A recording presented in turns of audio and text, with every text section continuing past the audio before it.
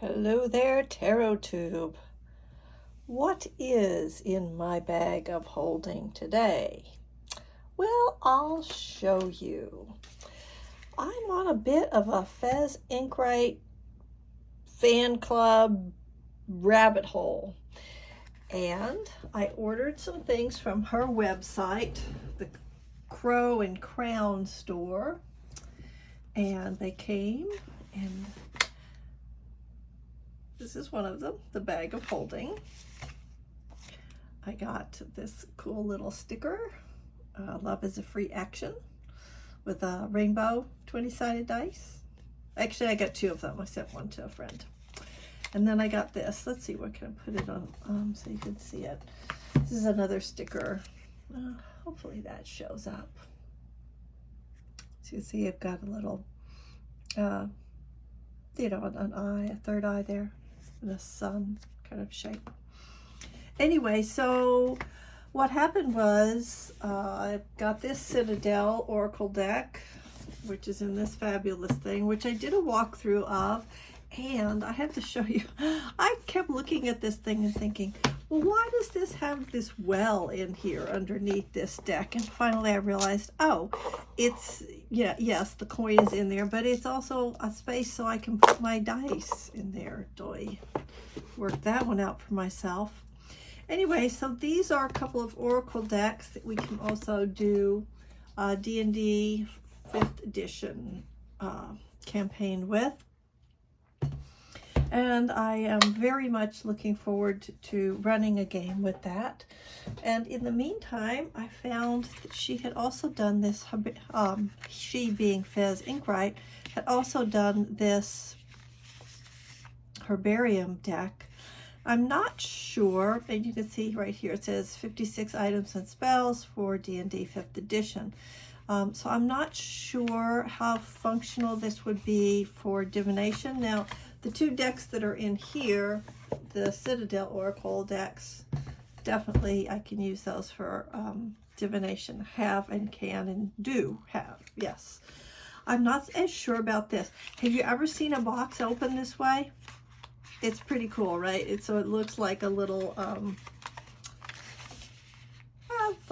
wallet, a little leather wallet that you might carry. Got a tassel on one side and this cool little pen on the other. And then when you open it up, Herbalist pack. Inside we've got scissors and an herb of some kind. We don't know what it is. Herb, whatever you want to say, whichever country you're from. So mixed into this deck, we had, let's see, how many are there? 6 of these Herbarium cards. It says it was a supplement, and they were mixed in. I pulled them out to see if they had some kind of unifying reason that they had this kind of a back instead of being illustrated this way with the description on the back, and I don't know. I did get a PDF guide, which I haven't read. It may explain it there, but for the purposes of this little walkthrough, we're just going to look at these cards. So I'm about to walk through them. That was a little silly introduction to what we've got here today. But this is what I do. I talk about decks that are interesting to me. Usually they're divination decks, but I do verge out into gaming and other stuff. So let's take a look at these 6 that are different from the rest of the deck. It does seem like they're all, nope, they are mostly wondrous items. Rare, uncommon, rare, common. So it's a mix. And then this one, which is adventuring gear. And there's no illustration on the other side. So these are all items that you would, party members would have, your character would have, to give you different skills, spells, abilities, tools, whatever, wondrous items for in-game. And I am just going to sort of take a look at these and just kind of ponder whether we could use these for divination. Of course, any image really if you're going with just intuition, any image you could use for divination, right? It's like it all works. Okay, but we'll just see if this thing on the back helps you any. So leaves from an alder tree. To have any magical potency, the leaves must have been gathered within the proximity of a nest of ravens. They lose all magical properties within half an hour of gathering. Place one of these leaves under the tongue.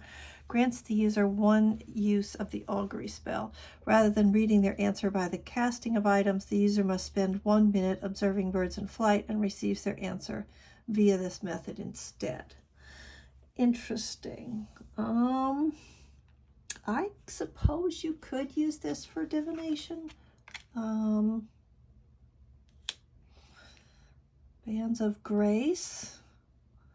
By sitting with the body. Oh, okay. Deceased body. Successful DC 16. Charisma saving throw. You instinctively know the identity of the corpse.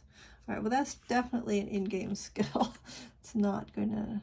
All right. I'm going to keep going here, but I don't think the descriptions on the back of these cards would be helpful for a divination reading.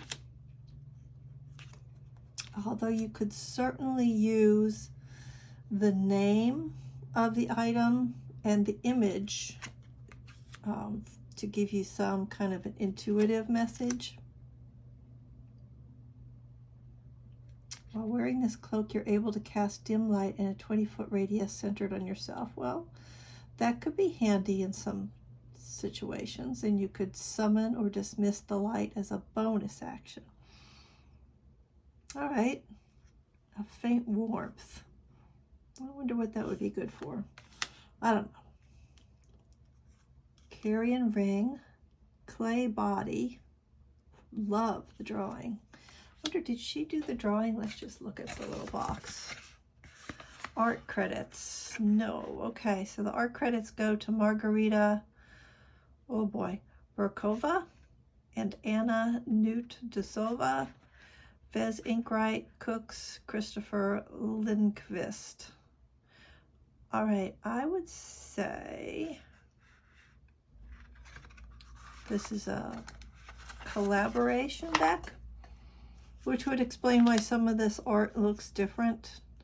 Desert's Blessing, Dragon's Blood Ink, Dusk Bloom, False Bones, Flying Ointment. I have to say that these are really pretty cards. Look at this. With this, they remind me of moth wings for some reason. Flying Ointment. Thick black ointment that smells of herbs and lard. After taking 10 minutes to apply the ointment to the underside of wrists or inside of elbows, you gain a flying speed equal to your walking speed for up to 10 minutes. Amazing. And then you roll a d6 and grants you one use of the commune spell. Interesting. So if you have this, you've got five uses. Okay, so I'm just assuming, guessing, never having run a game, just aspiring to it, that these are cards or items that you would distribute as a game master to your party. Ooh, look at that Hunter's Looking Glass. I don't know what that does, but I like it. It does require attunement. Okay, so you have to do this maybe, well, I don't know when you would do it. I guess you could do it during the character creation stage, an early session, or maybe at the beginning of a different, beginning of a quest or something. Oh, look at this. So it's a Warhammer, but look how it's got that die shape on it. That's kind of fun. Knighton's Lots. Dried yarrow stalks. Okay, so definitely the herbarium business is pretty clear. Each one of these has got something linking it to the plant world, I believe. That's lets you have it in this assortment of things. Belong to Legendary Thief. Okay, maybe while wearing that you've got dexterity checks. Now that one doesn't seem to have any Herbarium link. Lyre the Muses. So it looks like we have a little, that's got a mandrake though. Looks like we have a section of things that are not so much from the plant world, but this definitely is. Whereas these early ones were really obvious. A Ring of Ensnarement, Rowan Wine, Sandbox Mine.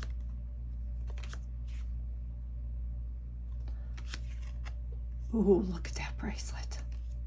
Whoa, whoa. Legend has it that a great snake's venom was once responsible for so many deaths that the fields were filled with the skeletons of its victims.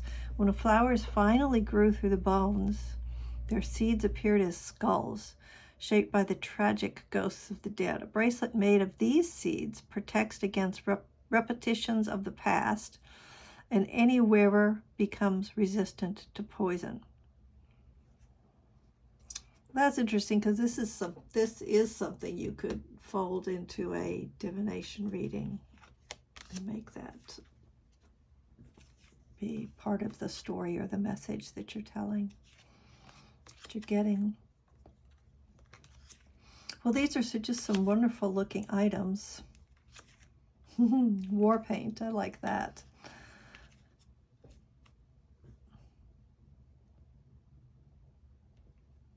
It lasts for an hour after application. So it does seem like a lot of these have time limitations and uses. So I know that not every game runs with a strict attention to time. All right. Well, that's it. That is the Herbalist pack. Sold by Fez Ink right at her Crow and Crown store with a couple of other goodies that I ordered. And it looks really useful for character development and adding items into your game. I could see maybe if your party stops at a store, a shop, particularly a shop run by the Fae or something, that you could have some really, you could use these cards in there to stock your shelves or something maybe. But I don't think it has much application as a divination deck. But you never know till you give it a try, right? And I'm glad I got this, and I am going to find a way to use it, but probably more for gaming than anything else.